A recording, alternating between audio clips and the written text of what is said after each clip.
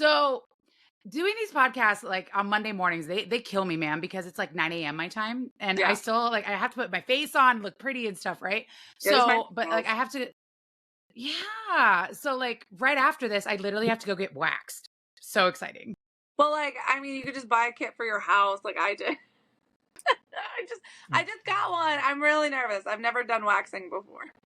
I would never wax myself. I'm just instead like get a mirror and then you like spread over it and then just, I Wonderful, might wait, Jen. and whenever you come in July, you're gonna help me. No, just kidding. Like, Here we go. New level Here we of go. friendship. New level of friendship.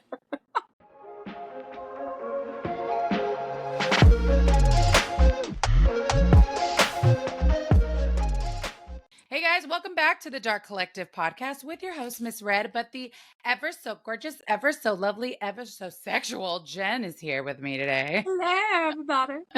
Good to be back. I feel like I say it every time I come on here. I know. It's like, it's an ongoing joke for people that listen to the podcast religiously. They're going to be like, oh, here comes the ever so whatever. And I'm just like, you know what? It's fine. It's fine. It's a thing at this point. It's a thing. It's a whole thing. All right, guys. So a couple episodes back from when we recorded this, me and Joy talked about some really big conventions that we went to and our experiences. But I don't know, I think we mentioned it obviously, but like we were there because Jen has a shop, the Dirty Llama Company, and she was vending, and we were her assistants. My little sexy assistant. So Jen, like, how was it for you though? I mean, because not only are you a vendor, but now you own an event. So how was it for you? It was awesome. Like, I had so much fun at the one in Washington, D.C. Like, the other one, maybe not so much, but I learned a lot. I learned a lot of stuff from both conventions. But yeah, no, I would say, but Polycon was so good. Like, the volunteers were so kind that we interacted with. I don't know. It ran so smoothly. I'm Yeah. like, please let us be that way. I know. You know, and it could be because like I had you and Jess there too, and Amber and now Allison, but like you all are my best friends, so it was so much fun hanging out with everyone, and I don't know, it was like every day. It was really cool. I got to make my first bat peen, but Jen fixed it, but I still got to try. Yeah, I had to fix it. I'm like a heat pressing stuff because I of course brought stuff, you know, just in case I ran out. And then Red and Jess are around the table like, what do you do? All right, why are you doing it that way? Why are you doing this? We both think we can do it, and we're both incorrect. Both were wrong. No, but you know, it was, I think what was really funny was just sitting there watching Jen. So in the Airbnb, they had this beautiful, humongous table, which made it really easy to do stuff on. But when you look to your left, there's a counter that's a little higher than what Jen's used to. And she's just laying on top of the counter on top of her heat press. Like, I'm going to get it. Like, I'm used to like, my table is lower. It's like right at hip level. So then I can like heat press, and I'm used to my big one too. So this one I had to take a little portable one. So I'm literally like arms straddling it, trying to shove all my body weight down on it. It was really funny. And like, I still like, I'd said in the last episode with Joy, I was like, could you imagine if the Airbnb owners just like, we randomly left one bat peen on the table? Like, they'd be like, what the fuck is that? Like, what is this? Is this a penis? It's like this big. It's so tiny. He's like, is that wings too? Right? Why does it have wings? That's so weird. Who do we rent to? Oh, but no, I think, you know, one of the coolest things for a Polycon was exactly what Jen said. The volunteers were insane. Like, I think it's just so funny that the last volunteer when we were setting up was like, I'm going to help you. Like, you have no say in it. And we were like, we don't need help. Cool. He's like, okay, Jen has video fold. I know. Jen has videos of me and Jess trying to set stuff up for the booth, and it was so funny because I kept trying to build this like thing with like there was like a metal thing with these little plastic things to make these little squares that you like build up. It was like cubes. Yeah, I couldn't think of the word. And every time I would build two, it would just fall apart, and Jen would just look over at me and just start hysterically laughing, and I'm like, I am not a builder. Fall apart. but it would like bounce and fly across like the room, and like because it had all these little pieces that connected to each side to hold it together. Oh So my when it fell gosh. apart, it'd be like this piece would shoot that way, this piece would shoot there. The cage just collapses, and I'm like And I hysterically just stand there laughing. so defeated, and I'm just like, damn it. And Jess Jen's had just like like, a dude, mallet that she's using to yeah, take her anger I out. forgot about that. I kept having to Jess like was building rebuild this my like, piece. yeah. Jess was building this really cute table that like it would lay out regular and then it would fold up vertically. And literally all of a sudden I'm over here I literally have two pieces, just 1,000 of them. It's the little metal part and the little plastic part to make the cube. That is all I had to do. Jess is over there with a goddamn mallet, just like, and I'm just like, are you okay? She's like, I just wanted to. Oh, we had the setup alone Yeah. is a story. Like it was just so funny. Like, but Yeah. I have to say this though, because I've worked a lot of conventions. The way you set your booth up though, and like had it to where people could walk in was just so different from anything I've ever seen. It was so cool. But I wanted it to feel like, like a pop-up boutique. Like, so that's why we set it up. So it was like, usually, and also you have all this space. So I didn't want it to just be table, which there's nothing wrong with. It's just a table. But I feel like, especially there, they give you so much room. I was like, I really want to use that space. And so that's what we did. People, like, we set up along the sides so you could walk in and browse all of it and touch and pick up and all that fun stuff. And I really liked that setup. That was a fun setup. Yeah. So I want to ask you, just because I know the answer, but I want everyone else to know the answer. Oh gosh. Did you fangirl over any authors while you were there? No. Yes, you did. Because Jen's version of fangirling is going dead silent. She just goes silent. I literally go. So who were some of the favorites that you met? Obviously Chantel Tassier, Sophie Lark, C.R. Jane, and then there were so many, like Amber Nicole. Like I finally got to meet her. I've talked to her for years online. Ali Shante. I don't know. There were so many people that I was like, oh my god, Holly Renee. I was like, I finally get to meet them in person. Yeah, Lucy Smoke was another one. I don't know if she's amazing, by the way.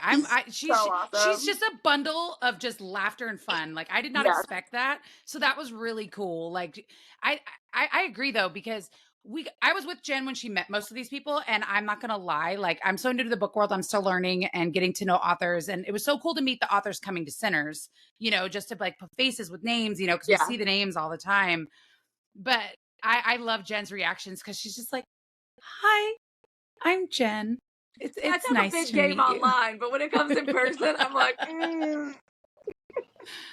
No, I get that. Like one of my favorite moments with one of our authors, though, when we did the podcast with Ali Shante, she's like, I need a picture with you with your heels. Oh, yeah. Because, and Ali is this cute little tiny little human. And, I am a big human. So she was just like, I just need a picture to show the height difference for my main characters. That was good. That was so much fun. So fun. And then I want to give a special shout out to the volunteers. You guys killed it. Mur, if you're listening, we love you. Love you.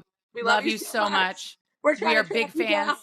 We're trying to track you down. We've asked people. So Mur, if you're listening, please DM the Dark Collective podcast. Or if someone knows Mur, tell them to message. Find Mur. Hashtag. We should put that in the hashtag find Mur. All right, you guys. Well, we are super excited for our interview today because we have something we've never done before. Who do we have today? We have a narrator on today, Miss Amy Hall.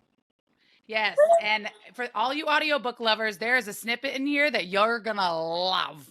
So you guys, please enjoy Miss Amy Hall. Yes. All right, you guys. So please welcome Miss Amy Hall. Hello, my dear.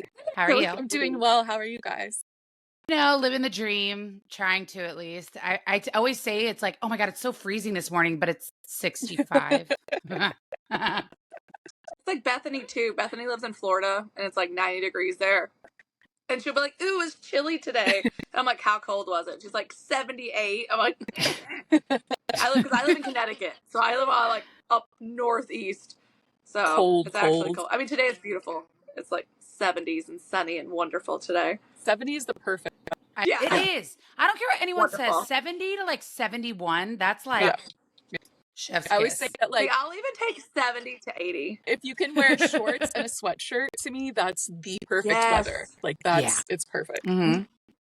I need that breeze. Like, give me the 70, 75, but with a breeze, and I'm happy. Yeah. Happy, happy, happy. All right, Miss Amy Hall. So we are going to go through and ask you some questions. And Miss Jen, you are going to start. Oh, little old me. Okay. So I guess to start off right at the bat, like, how did you get into being a voice actor? So, I did theater for most of my life. I have about 20 years of theater experience. And I worked at this great theater, and when, the pandemic happened, it had to shut down. And so to try to keep doing art and continue, they did radio plays. And when I went in to record my stuff, I just had like so much fun. It was just an absolute blast. And I was like, I want to learn more about this. And my mom, I hate saying when my mom is right, but she's been saying for years and years and years that, like, you should look into, narrating, you should look into it. And I was like, no, nobody wants to listen to me. No. And then I was like, all right, I'm going to listen to my mom a little bit and see how I feel about this. And, so I took a year to, take some classes and get coaching and learn the technical side of it. And, I just fell in love, and then I started auditioning, and yeah, here I am. That's so cool. I've always said that I have a total radio voice, but it's just because I talk really fast. Like, that's it. And I'm real loud. I can't even imagine you like narrating a book, right? Like, I just feel like it would be super Jersey. Wow. It's just like my whole mom's side of the family. They're from New York. They're very loud. They're Jewish, and it's part of our, like, we're all loud and ridiculous. But like, I love podcasting and I love doing like cute little reels on Instagram, but like to sit there and like read a smutty scene. Oh God, no. I would just start giggling. I would be like, he touched her what?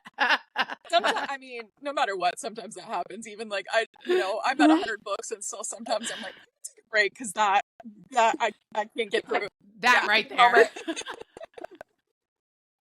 No, because I'm a big audiobook person. So like, I listen to audiobooks every day when I go to work, and I have my e-reader, but there's certain actresses and actors that like, I just hang on to every word because it's just the way that it's delivered. But then, it's hard because like one time I listened to an audiobook and it sounded exactly like my sister. So I was like, oh, I can't do it. I can't do it. It just sounds like my sister. It's interesting too, because audiobooks are so subjective, and especially too, like, readers are so in love with their authors and characters. So then if they're listening to a book they've already read and you're not the voice that they've heard in their head, they hate you. And it's not personal. It's not personal. It's just you're not what they imagined. And so it's one of those things you have to learn to be like, I can't take this personally if they don't like me. It's just I'm not what they expected. So it's interesting too that like, or someone's like, they sounded like somebody I knew. And like, I have friends, they're like, I cannot listen to you narrate some of that stuff. And I'm like, no, it's fine. It's okay. So like, fast forward just 5 minutes. I feel like it's the same way as like when people like cast for movies from books and things like that, and people are like, that's not who I pictured. I hate it. And you're like, but they're good actor. Like, they're good. Exactly. Not who that person pictured.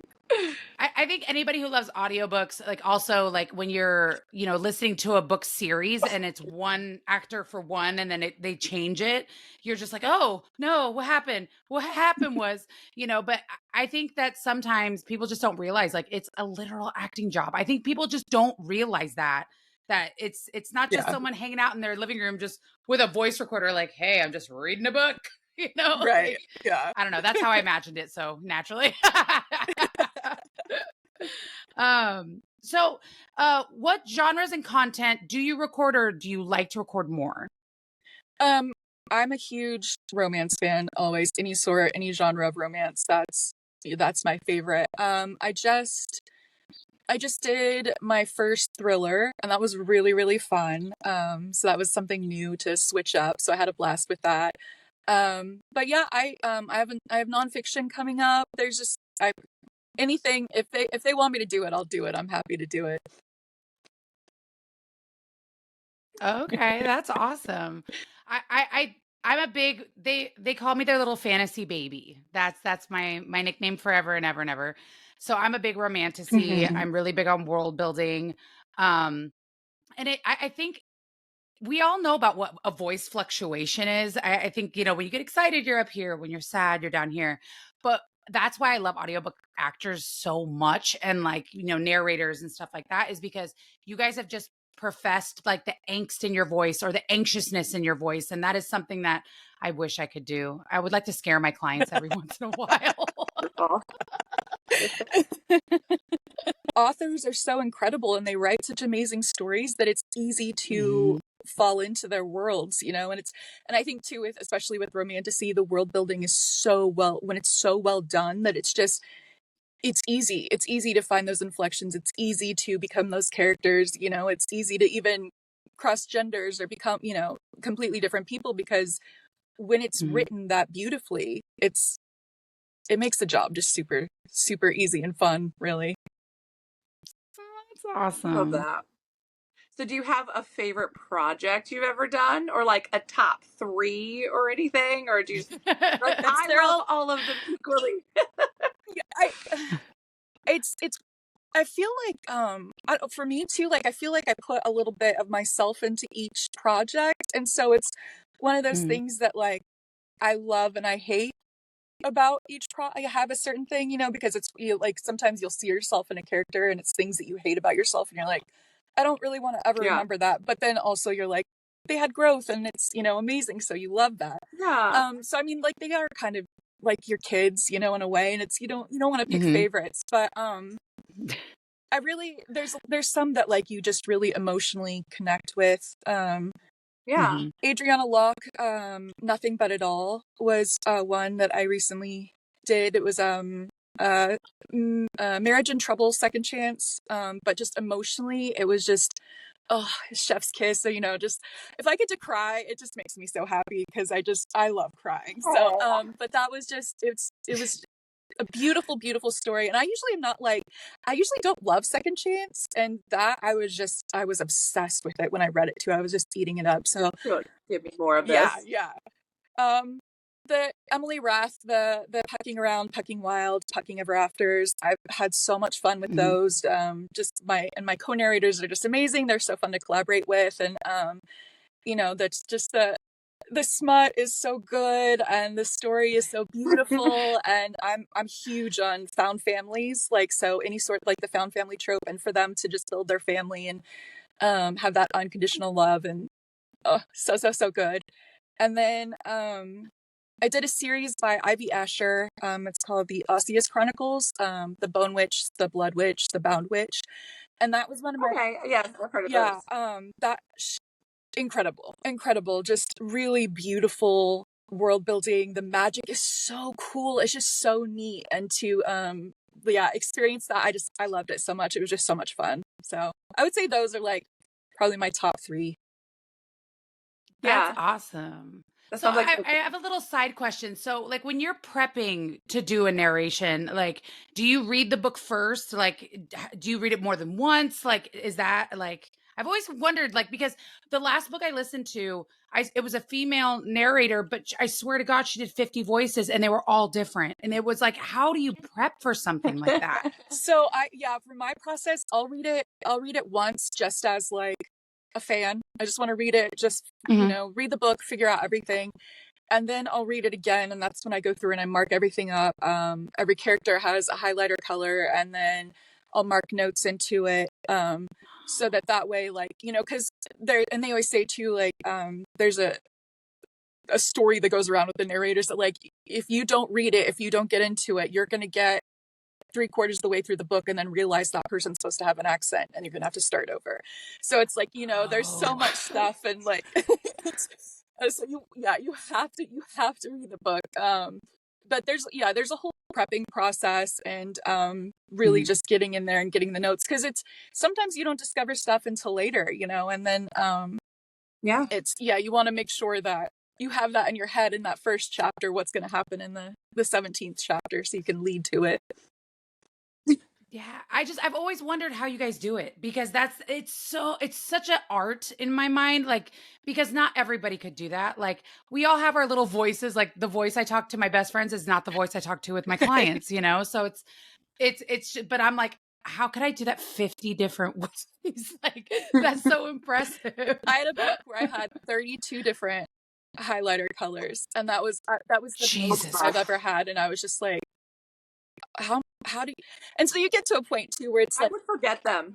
Yeah. I wouldn't be able to remember. And that's, we have like spreadsheets and stuff, or we'll drop voice memos into like a file so that you can go quick, because sometimes somebody shows up in chapter 1 and then they don't show up again until chapter 92, and so you're like, I don't remember what this person sounds like. I did that with my own. So you have to like go back and revisit, and sometimes it's like, well, this one will just have a slight twang, or just to kind of, but to be honest, it's, we don't have 150 different voices in us, so it's, it's not just like the tone or the inflection, it's levels, or are they a fast talker, or are they slow talker, just different things to just kind of mix it up. No, and the hard part for me is that's why I just read a book and everyone's like, oh, you got to listen to it on audiobook, and I'm just like, I don't know, because I have the voice in my head because I read it. So everything you're saying makes sense now, because earlier you had said, like, if you're not the voice that you imagine, they hate you, right? But now it just makes sense on like how much more work goes into it. And I think that's just so insane. Yeah. That's cool. It's the best. I've always loved to read. And then to get to tell the story is like, so I mean, I think a lot of people don't really, they're like, oh, they're just reading out loud, and I'm like, no, there's a lot more to it. There's so much more to it. But it is really, it's so fun. It's just, we get to play and read and just have the best time. So it really is the coolest job. Like doing like dual narration, or where you get to do all the fun voices yourself or you like, I just love both of them. I mean, like I like both of them, because there's the collaboration is really great, and I came from a theater background, so I'm used to working with people, and then when I started doing this job, I'm like, oh, I'm by myself in this room all the time, so it was like very different. Yeah. It was like, I went through a really lonely phase that I was just like, oh, I really want to interact with people, so like the duet part of it is nice, especially if there's like, if they're recording live, then you get to interact with that person. Yeah. But I never thought of it that way. Yeah. That like you're normally in a room by yourself. Yeah. So like being able to talk to someone else and like bounce off of them would be great. I really do love doing male voices. It's one of my favorite things. And so like I do, like, dual to me is so fun. And I know there's, people right now, duet is super huge, but I have a blast doing dual, because I'm like, I want to be the dirty talking guy. Like, come on. No, and that I see that, because one of the series I just finished last year, it was one actress, she did all the first 7 books, and then they introduced a male dual in the 8th book, and I was just like, oh, I like her better. Like, I like her better. But it's not because the actor wasn't good. It was just more along the lines of, that's what I've been used to hearing this whole time, but I get why that happened, because then there was another book that came out that was his perspective. So then they obviously wanted to use a male narrator for that. So, but it was just like, I don't think of the little nuances the way that you describe them. And it just, now I'm going to be listening to a book in a whole different way, just a whole different way. So are you working on anything new right now that you can talk about? So I just finished up, that thrill. So I just finished a thriller. So cool. It's called Only One Survives, and it's by Hannah Mary McKinnon. It is a all-girl pop rock group, and they're driving to like an event, and they get stuck in the Catskills Mountains. There's a car crash, and they go to this cabin to get out of the storm, and then they start disappearing and dying one by one, and so it's a thriller to figure out what's going on with that, what's happening, it was just so fun. It was so rock and roll and like, you know, girl power, and just it was super fun. I really loved that. So that comes out in July.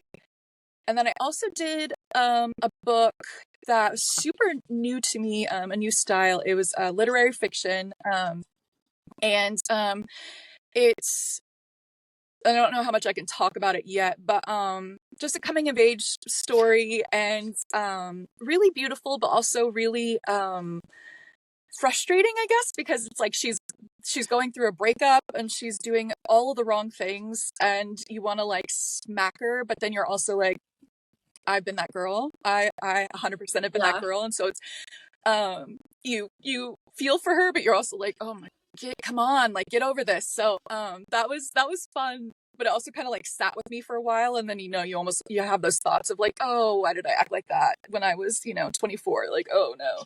So it's always, it kind of sticks with you sometimes, those parts. But yeah, those are my most recent ones. You have such a range. Like, that's crazy. Like, maybe it's because like I'm so used to authors being stuck in a certain genre, but you narrate all books. So it's just like crazy to think that like I'm going to do a literary fiction, but then I'm going to do a real nasty dark romance over here. So don't worry about it. Thriller monster. I feel like it's Gemini in me too, that I like thrive off of that. I'm like, yeah, let's just switch it up. Let's go crazy. I want all the chaos. Like, so we talked about your favorite books that you've narrated. Do you have a specific favorite character that you just like think about, or you just loved doing more than anything? Or you're just like, oh man, there's multiples. I take little pieces from all of them. I think and I don't know if it's like secretly narcissistic, like that we're like, well, you know what I mean? Like when you're looking at characters and you're like, well, I kind of do that. And I always feel like that's how I like dig my way into a character, is I find something that like I relate to them, and that's my starting point, but I don't know if that's like super narcissistic too. Like that I'm like, oh, let's make it about me. So it's one of those things that like, I love them all. I love them all. Even the pieces of crap. I love them. I love playing that. I love, I love playing a bad guy, or I love all of it. It's hard to pick. It really is, because I do find the things I love about them, and then I do find the things that make them human and that drive me insane. And so it's it's like, grow up, but also I love you. Yeah. I know, because there's been times when I'm reading a book and I just like, the character will do something and I'm like, why would you do that? Like, this makes me so angry. And then I'm like, you've totally done this before back when you were younger. Or like, even I'm like, when you can relate to them, it's like, even if you don't want to relate to them, you're like, all right. It's a hard wake-up call sometimes. It's like, no, I don't want to be reminded of that. Don't give me that. Yeah. So speaking of like your favorite voices and your favorite things that you've done, so you have a love for Russian and British accents. We researched you, and we just want to know more. Tell us more and tell us why. So I'm a big fan of Love Island. I don't know if you guys watch. I love Love Island. Oh my God, I love Love Island. Like, my favorite thing is I will say and listen to everybody's different accents on Love Island, and then just like, I'll walk around my house and talk to, my dogs, my family, everybody. There's, please shut up, please stop it, talking with that accent. But it's, for me, it's like, I love to use the, like, Love Island is my favorite to play around with. That's so great. And then I also, Russian, I don't even know where it came from, but it just is so fun. It's really fun. It's just a fun accent. And so, yeah, I would do that one a lot. I love to like, I practiced that one a lot when I would do like rap lyrics. When I was like first learning to do that one, I would do rap lyrics and just use that to practice. And so it's like, I would always do Anaconda, Nicki Minaj, like that. I would do that in Russian, like my Russian accent all the time, to like really. Please do it. I'll close my eyes. I just want to hear it. Please, God. Boy toy named Troy used to live in Detroit. That is amazing.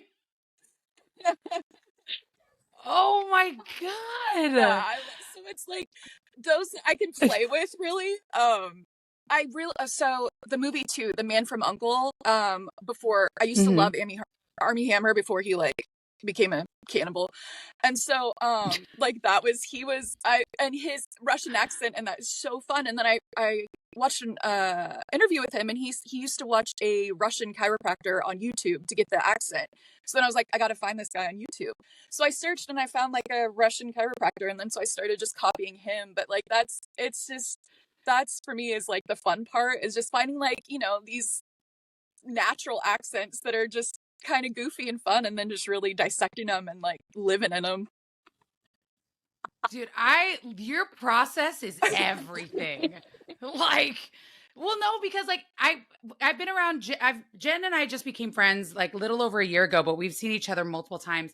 And one of the things that comes up, obviously, when we're drinking or out or having fun, I love the Russian language so much because no matter how your face looks, you look so angry when speaking it. Like it's just there's no way around it. And I have such a respect for it because it is such a hard language. But when I hear English like with the Russian accent, I'm just like, just talk dirty to me. Like it's fine. You're like, give me more, give me more. Oh, Dude, my favorite mafia to read is definitely Russian mafia. We all know Russian mafia and Italian mafia. I feel like they're always going to be the worst. Right? They're always so dark. So good though. So when you're not like reading for work, do you like to read? Like, do you have time to read for pleasure, or is it just like, I feel like if I was a narrator, as I'm reading, I would be giving them voices. Like, I would be narrating the whole book. I don't know. I managed to shut it off, I think. But yeah, I've always been, I read very, very fast, which is a struggle for me as a narrator too, that I have to like chill out, slow down, really enjoy the words. But yeah, when I read for fun, I read super quick. So I mean, I read like 4 books a week for fun. Wow. Yeah, that's like there was a point where I was reading like a book a night. I had like such bad insomnia, so I was like, but I've slowed down with that. Thankfully, I'm learning to sleep. But yeah, I'm a hardcore reader, and I will bust through books pretty quick. I eat them up. Amazing. What's the most recent book you just finished? I'm right now. So I just did a reread of Abby Millsap's The Boys of South Lake, because she had a new one come out. So I was like getting ready to start that. I'm like, the name's familiar. Yeah. I can picture her name on a book. I can't picture what you're talking about. Like, I can see it on her cover. It's white shoes. There's some sports in there. It's like, I would say maybe gray. It's not dark, but it teeters that way. Yeah. And then last night I started Where Broken Wings Fly by J. Rose. That's a duet. So I just started that one, and I really like it so far. So yeah. Well, that's awesome. So we haven't even really asked you this, and it kind of feeds into our next question. How long have you been a narrator? Like how many years? How long have you been doing it? 3.5 years. 3.5 years. Yeah. So I am. That's what I was saying, because you said like you started, like COVID happened. And then, so I was like, what year is it? I know. No one ever realizes COVID was 4 years ago. Like, it's crazy. Time is a social construct, you know, it's like, So with you, I mean, but you had your mom telling you forever that you should be a narrator, and you're like, no, I'm never going to do it. Well, now I do it. So would you give yourself any advice, something that you know now, back when you first started professionally? It's okay to say no. That is, I think to a lot of people, they're like, well, I have to do, even if like, you're like, well, I don't know if I'm right for this. It's okay. Say no then. Say no. And that's, something too is, if I have an author or somebody approach me and I'm like, I know that I'm not right for this, then my first, you know, comment is, thank you so much, and I would love to work with you, but I don't think this is the right project. Let's find you the perfect voice. And because there's so many good voices out there, and we're not right for all of them. Just, you know, there's very talented people, but that doesn't mean that they are right for every single book out there. So I think it's it's okay to say no, and don't take it personally, because it's, Mhm. they don't hate you. They just didn't like your voice for that part, and that's okay. That's huge though, because Yeah. there's going to be newer voice actors Yeah. out there, Yeah. and we talk about this all the time on the podcast about how the bookish community has just blown up, so that entails a lot of things, not just readers. That includes more narrators and more people wanting to do this. So, there's younger people in this industry that need to hear that. Like, don't be put down. Like, you'll get there. It just maybe not right now. It's also That's like, if awesome. you're not connecting with a character, like, you don't have to say yes. You don't have to do it. You can be like, it's just not for me. It's not for me. Yeah. So what are you most excited for Sinners and Stardust in August? In 3 months. I'm so excited to meet and see authors that I've worked with. I'm so excited about that, and to meet new authors. And I'm just really excited to hang out with everybody. Really, it's just I'm pumped for that. I'm excited for the ball, the party, and see everybody's outfits. That's really for me too, is like, I just want to see what everybody's wearing, and I want to get some new books too. That's exactly it. Like, it's so funny because I've only been to a few conventions, and I'll buy like a few books, but I'm more of an e-reader and audiobook. Jen will come home with like a stack this big, and I'm just like, dang girl, the heck. But like, that's her trophies, and I'm not there yet. Like, I'm still like e-reader. So I'm gonna get there eventually. But I mean, like I said, I am an e-reader. I read on my Kindle, but I like them on my shelves. I like to look at them. They make me happy. That's how I am too. Yeah. I'm like, I read it on the e-reader first, and I'm like, I have to have a physical copy that I will not ever open, but I need it to be on my shelf. Like, I need to get to that level, because I'm like looking at my bookcase that usually has shoes on them, and there's like 9 books. I always say, like, when we do these interviews, like, some of our, especially Jen, you can see it right now, like, their backgrounds are just so beautiful. And I'm in my beauty room where it's just nothing but hair and makeup stuff. But no, I'm really excited to meet you. I've never met a narrator in my life in person. So, like, oh no, I did. I met our friend Henry. He voiced Tamlin on graphic audio. And it was so cool because I sat there and I closed my eyes and he started talking and I just started giggling. I was like, so good. But I am very excited to meet you. And I think that I would love to see you meet one of your authors. So that's why I'm so excited for the author meet and mingle. So I can creepily watch people meet and be like, ooh, look, they're meeting. That's so exciting. That's Amber Pullman and I, where we're like, okay, it's this many days. Like, I'm going to hug you so hard. I just can't. Yeah, I can't wait to see her. And Caitlin Taylor, I narrated for, but we've met before. But every time we're like, oh, we can't wait to like see. Yeah, I'm just so excited to hug everybody. And it's, Caitlin's one of my babies. I'm like, I love you. I was like, I just talked to Amber yesterday. We love Amber and Caitlin are just like, we love them. They're so different, by the way. But it's like, they're still our little baby G's. We love them so much. Like, they're so cute, and like, they just make my heart happy. Both of them, they're amazing. All right, Miss Amy Hall. Well, on behalf of myself, I am so excited to meet you, and we thank you so much for doing the podcast, and we cannot wait to see you at Sinners. Thank you so much. Yes, I'm so excited. Yeah, I can't wait. Thank you for coming on. It's okay. We're all just so thankful, and we're all just so stoked to be here. So it's totally fine. We all love each other. That's the end of the day. We're just gonna hug everybody. It's with consent. It's gonna be fine. So Miss Amy, how do we find you on socials? I am at Instagram, Amy Hall Narrates, and then also on Facebook. I'm not on TikTok. But yeah, I'm and Threads. I love Threads. But yeah, love Instagram. Always there. Perfect. All right, you guys. Well, thank you to Miss Amy Hall for being on the podcast. She will be at Sinners August 16th through 18th on 2024, coming to Boston very soon. Make sure you guys check out the Dark Collective podcast every Monday, 9 a.m. Pacific and 12 p.m. Eastern. We are on literally all platforms. So we'll see you guys in Boston. Thanks so much, Miss Amy Hall. You. Bye. Bye.